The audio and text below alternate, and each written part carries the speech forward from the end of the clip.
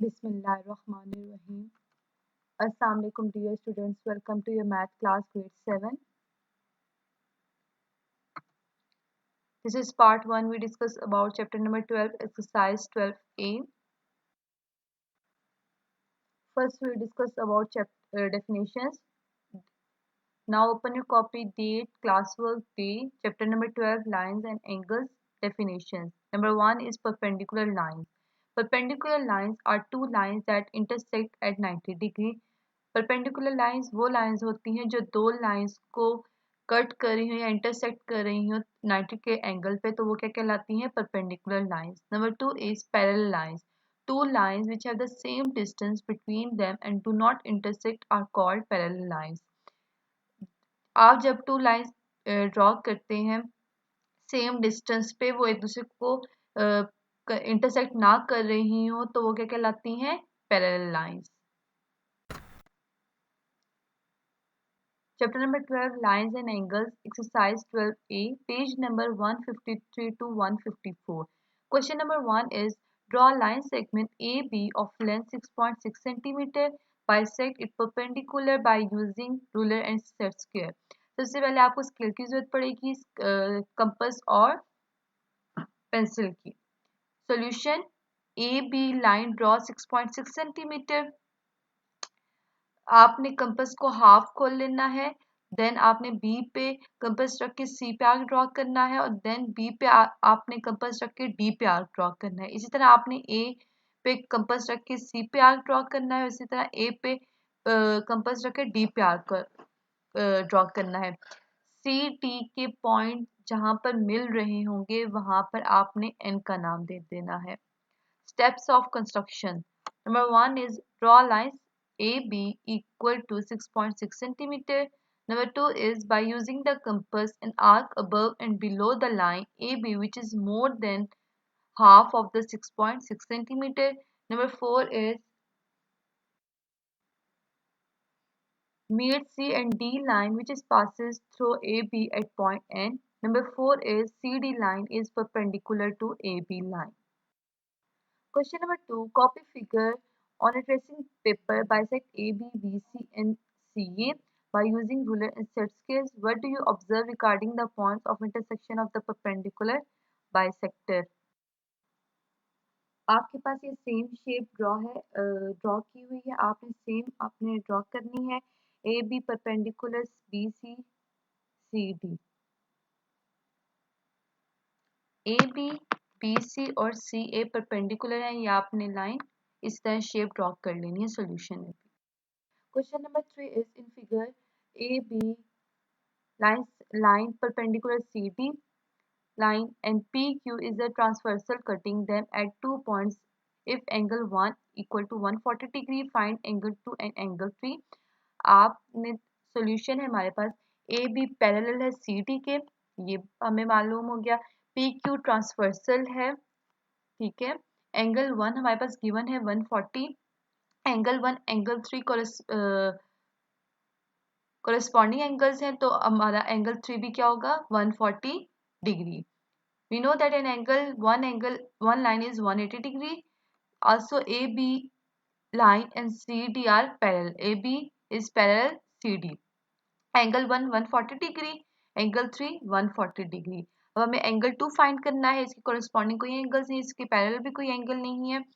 अब हमने क्या करना है? Angle 2 plus angle 3. अब आपने ऊपर वाले ए बी लाइन को छोड़ दें, आपने सी डी पे आपने फोकस करना है. ये आपकी स्ट्रेट लाइन है, ये 180 के इक्वल है. अब हमने एंगल 2 और एंगल 3 है. एंगल 2 हमने फाइंड करना है, एंगल 3 हमारे पास गिवन है 140. Angle 2 plus angle 3 equal to 180 degree.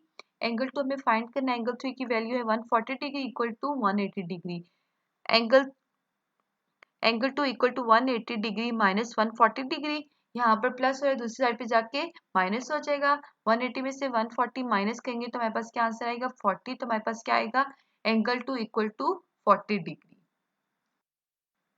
Question number 4 is the arms of angle A B C and angle D E F are parallel. इसी तरह आपके पास ए बी सी और एंगल डी ई एफ जो है वो पैरेलल है. Angle X और angle Y आपने फाइंड करने हैं. Solution, A B parallel D E, so angle y equal to 65 degree. अब एंगल y जो है वो हमारे पास पैरेलल है, इसलिए हमारे पास एंगल y क्या आएगा 65 डिग्री। y कोरिस्पॉन्डिंग एंगल्स हमारे पास अब ये x और y कोरिस्पॉन्डिंग है, तो हमारे पास एंगल y 65 है, तो हमारे पास एंगल x क्या आएगा 65 degree. Question number 5 is in figure AB line parallel CD line, PQ line segment perpendicular AB line segment and LM line segment perpendicular CD line. Find the major angle LM, major PQ equal to 1.4 centimetre. Solution, अब हमने shape हमारे पास given है AP, हमें पहली चीज क्या दी हुई है AB पैरेलल है CD के, ठीक है, हम ये इसी तरह एज इट इज लिख देंगे। फिर P Q parallel L M के, ये भी हम लिख देंगे। देन हमारे पास L M perpendicular C D के हैं। अब हमारे पास measure angle M P Q जो है उसकी लेंथ क्या है 1.4 सेंटीमीटर, तो हमारे पास measure angle M P Q L M के पैरेलल, तो हमारे पास मेजर एंगल एल एम भी क्या आ जाएगा 1.4 centimetre. Question number 6 is in figure AB line segment perpendicular CD. PQ and RS are two transversals. Evaluate the angles X, Y and Z. अब हमारे पास तीन एंगल्स हैं, हमने इनको फाइंड करना है। ए बी पैरेलल है सी डी के, P Q transversal R S. अब हमारे पास क्या है एक्स वाई जी। अब हमारे पास y और 60 डिग्री ये कोरिस्पॉन्डिंग एंगल्स हैं, तो हमारे पास y की वैल्यू क्या आ जाएगी 60। तो हमारे पास हमें x फाइंड करना है, तो x फाइंड करना है, आपने the straight line measure the straight line equal to 180 degree x plus 60। अब हमने अननोन वैल्यू फाइंड करनी है, नॉन वैल्यू हमें गिवन है x plus 60 degree equal to 180 degree. x equal to 180, 60 plus हो रहा है दूसरी साइड पे जाके माइनस हो जाएगा, 180 degree minus 60 degree x equal to 120 degree. अब हमारे पास x क्या आ जाएगा 120 डिग्री। अब z के पैरेलल कोई भी नहीं है, ना कोरिस्पॉन्डिंग है। अब हम अपना d जो ए बी लाइन है हमने इसको 180 के इक्वल रख लिया है। z plus 75 equal to 180 degree, z equal to 180, 75 plus हो दूसरी साइड पे जाके माइनस हो जाएगा, 180 डिग्री माइनस 75, तो हमारे 180 को जब 75 से माइनस करेंगे तो हमारे पास आंसर क्या आएगा z equal to 105 degree. Question number 7 is in figure RL parallel PQ line. Find angle PRS if angle PQR equal to 46 degree and angle QPR equal to 65 degree. Solution, वो हमारे पास ये given है value.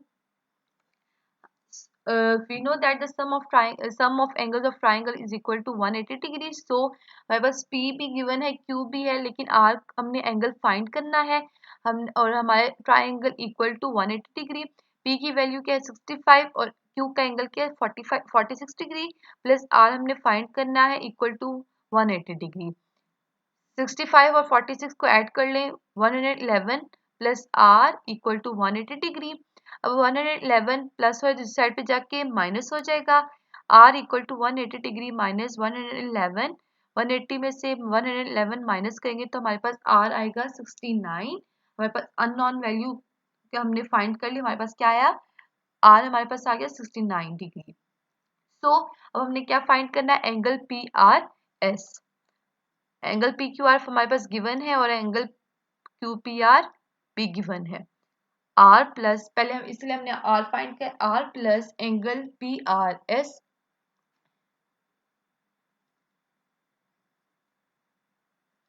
P R क्या हमारे पास 69 degree, angle P R S हमने find करना है इक्वल टू 180 डिग्री।